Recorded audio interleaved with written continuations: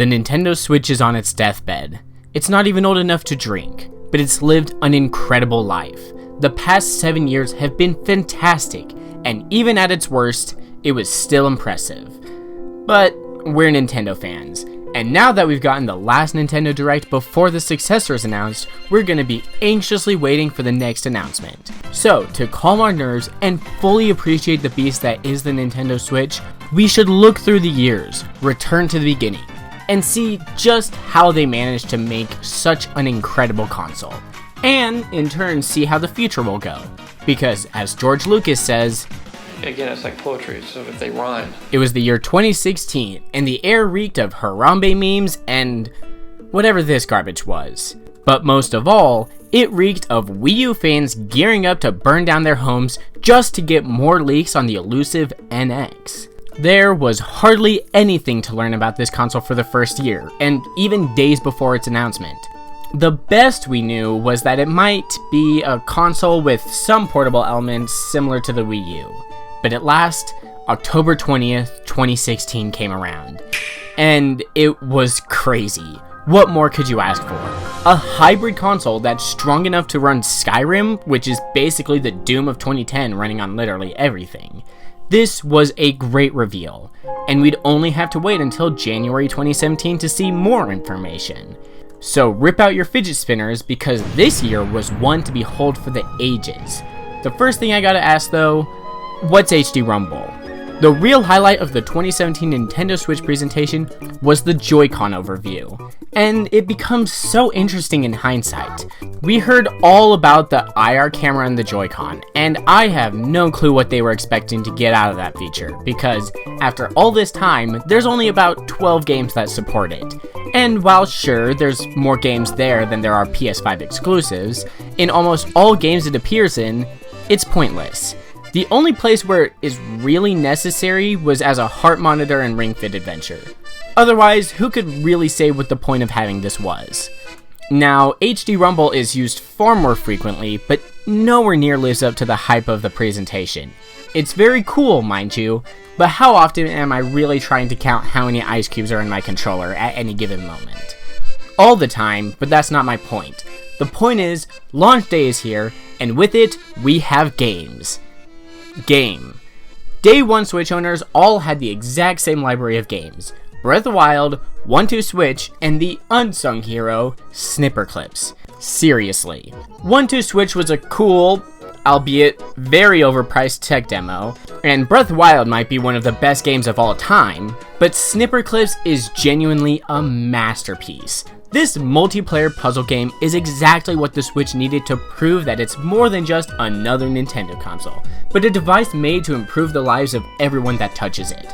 A device to save long-lost friendships. We need a sequel to this game on the Switch successor. I swear, I will gut the next uneducated Goomba I see to make this happen. I need more Snipper Clips. But to all you uneducated Goombas in the audience who don't wish to be gutted, why don't you check out today's sponsor of this channel, Southern New Hampshire University, to help support the future you want to live. SNHU has dozens of degrees for you to learn from, but I'm here today to talk about their degree in game development. SNHU will provide you the building blocks for making your dream game a reality, with extensive lessons on the 3 primary languages of gaming: C#, C++, and Java. With the power of these 3 in your hand, you'll be taught how to build engaging UI systems and create lifelike NPCs and enemies. Then after that, harness the power of the universe to create physics the way you need them. Now, all of this would be incomplete without proper visuals, which is why you'll be learning how to use software like Blender to bring your paralysis demon onto the big screen. So if that entices you, or if you want to check out any of their other programs, sign up at snhu.edu/arctic for free information, and you'll be helping support your future and mine. Thanks to SNHU for sponsoring this video. It seemed like a pretty good launch of the console, but without Breath of the Wild, it would have been catastrophic. Nobody was buying the Switch for 1-2 Switch, or by April, Mario Kart, because otherwise they'd have just gotten a Wii U. But nobody was doing that. The Switch needed Breath of the Wild, and I don't think it was fully realized as a console until December when Mario Odyssey finally released. We might think that the Switch had an overwhelmingly successful launch year, but it very well could have gone the way of the Wii U. Now, in 2024, you may realize that we're in an interesting position. Early in the year, it was rumored that the Switch successor was delayed from a fall to holiday 2024 launch of the console to an early 2025 launch, and this is perfectly posed to prevent a similar situation to the 2017 launch. Yes, the Nintendo Switch did have an incredibly successful first year in the market, especially compared to the Wii U, but it was unique. It had the game of the year. And unfortunately, I don't think there's just one single game that can hope to do the same for the Nintendo Switch successor, because as a successor, it will be very similar design, and after 7 years, Nintendo isn't alone in the high-powered handheld market. They can't just make the Switch 2 more powerful. They can't just have one killer title. They need all of them. The Switch 1 released as soon as possible, if not early, to save the company from the disastrous Wii U. But the Switch 2 is releasing later than expected to prevent the company from messing up what could be another decade of just dominating gaming. I don't want to drive this point in too much as it's already been talked to death, but as the scent of Big Chungus fills our lungs, much like the tar of a cigarette, we reach 2018, another year that was equally impressive and disappointing for Nintendo. Immediately, the year started great with the March 2018 Direct. Even watching it back now, I still get chills when the Smash logo appears at the end.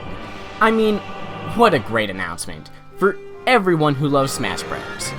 And if you don't, this is going to be a tough year for you. Basically, everything in 2018 was about Ultimate. And you know what? I can't be mad. This game was so good, and living in 2018 as a Smash fan was unforgettable. I think the Switch 2 needs some kind of event title such as this. Definitely not a new Smash, but perhaps a Mario Kart, or who knows. Breath of the Wild was sort of its own event for 2016, considering how it dominated that E3. It was 2019, the year of Baby Yoda memes, where the Switch truly had its foothold on the market. Mario Maker 2, Fire Emblem, Tetris 99, a dozen fantastic third parties, and a beautiful Link's Awakening remake. And this was only the beginning. E3 brought Luigi's Mansion 3, Animal Crossing New Horizons, and the sequel to Breath of the Wild. Nintendo has been doing pretty great the last 2 years, but I can't even expect them to have another year like this for a while. The only disappointment for this year was the announcement that Metroid Prime 4 would be restarting development. Yeah, we completely skipped over its announcement in 2017, but Metroid Prime 4 has been in the works since at least the very first year of the Switch, and only in 2024 did we finally get a full trailer. This and what would be Tears of the Kingdom, I hope provided a very important, suppose you'd say, lesson to Nintendo. Don't announce your game that early. I mean, it was an interesting few years speculating on Tears of the Kingdom, but man, it sucked, and honestly made my expectations way higher than they should have been, since at a certain point, I was just making up things, thinking it would be darker than Twilight Princess, and tell a story to rival Skyward Sword. But, no. Now that the time from announcement to release for games like The Legend of Zelda Echoes of Wisdom being only 100 days, has me to believe that they might have actually learned their lesson. But we'll just have to see going forward. And proceeding into 2020, the air filled with a dense cloud of stink composed of, well, you know. This year was very fascinating for Nintendo. Was it jam-packed with games? No. It was quite miserable in that regard, despite the few games it did provide actually being rather interesting. But it's actually the fact that they didn't need to release games at all for that year that was really interesting. For obvious reasons, most of the world was stuck at home without much to do, so it's incredibly lucky that Animal Crossing New Horizons happened to launch just a few days before the world shut down. Everyone had to get a Switch at this time, because what else are you gonna do? Watch Netflix? Unlikely. Now, am I saying Nintendo was responsible for the outbreak only to sell a couple million units of their Mario machine? Probably not, for legal reasons, but if we get shut down again within the next few years, it might not be insane to turn our heads towards Miyamoto. Now, as GameStop went to the moon in 2021, Nintendo finally began catching up with the world and released Mario Party Superstars.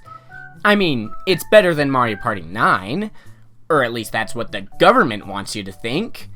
It was another rougher year for announcements, but I think these few years helped Nintendo develop a strategy to prepare games to be released at any moment, only to announce them when they need to be. It should prevent the long droughts 2020 and 2021 felt like. No games? Well, actually, we've got plenty, because in the first quarter alone of 2022, we got Pokemon Arceus and Kirby and the Forgotten Land, two landmark titles that substantially returned lost faith in these franchises. But don't worry, we don't have to be happy for too long, since Tears of the Kingdom, which was supposed to launch in 2022, has been delayed to 2023. Yippee! Anyways, the best game Nintendo has ever made, Pikmin 4, also got announced this year, and I know I've said this before, but that game was robbed of Game of the Year. So scarf down that grimace shake of yours, and let's talk about 2023, because this is when all hell breaks loose. Nintendo simply couldn't contain themselves with their announcements this year, and the rumors and leaks about the Switch successor came pouring in from everywhere. But first, we gotta drop $100 on Tears of the Kingdom. I mean, I voiced my issues on this game, but it's seriously incredible, and takes everything great about Breath of the Wild and brings it up 10 notches. Well done, Nintendo. But not as well as Pikmin 4. I've hardly played this franchise before 2023. I mean, I had nostalgic memories of siblings playing 1 and 2, but I hardly got past the first levels of each of those. But in June, I grinded out the releases of Pikmin 1 and 2 in under a week. And when Pikmin 4 released in July, I first made my 2 most successful videos ever, then I played and loved every minute of this game. I'm just saying, we need a Pikmin 5 sooner than later, otherwise I might go insane, and I don't want to be insane while playing Pikmin. 2023 was also the beginning of the Switch's remake era. We clearly knew the successor would be coming soon, as did Nintendo, so to maximize the quality of games on the next console, it seems like the Switch is pivoting towards remaking or remastering older classics. Previously, we got a remaster of Metroid Prime, and that looked fantastic. Then, like I said, we got re-releases of Pikmin 1 and 2, and those were, let's say, not quite as fantastic, mostly just HD ports. But then we got, not 1, but 2 complete remakes of Nintendo's greatest RPGs, Mario RPG and Paper Mario: The Thousand Year Door. What a year! And that brings us to the year of our Lord, Skibidi Toilet, or as they say in Latin, Anno Domini Skibidi Toilet 2024. Early on in the year, rumors propagated, suggesting that the Switch successor might be delayed into 2025, despite the console not even being announced yet. But you know what? Who cares? I cares, but not as much as I would've, because although we didn't get our usual January and February Nintendo Direct, we still had Thousand Year Door to look forward to. And having that be my first time actually beating the game, man am I impressed, and absolutely dumbfounded as to how the franchise got so bad after it. Early 2024 was a bit of a pain. We had nothing for months outside the previously announced games. And while they were absolutely fantastic with Luigi's Mansion 2, Princess Peach Showtime, and Thousand Year Door, we're Nintendo fans, and we're always gonna hanker for something new. So Nintendo decided to tweet out in the middle of the night, saying that there's gonna be a Direct in June, and a Switch successor announcement in the year, but not in the Direct. Cool. Yeah, this company is fun to speculate around. And as the June Direct came and left, we're sitting with this insane console and wondering, what's next?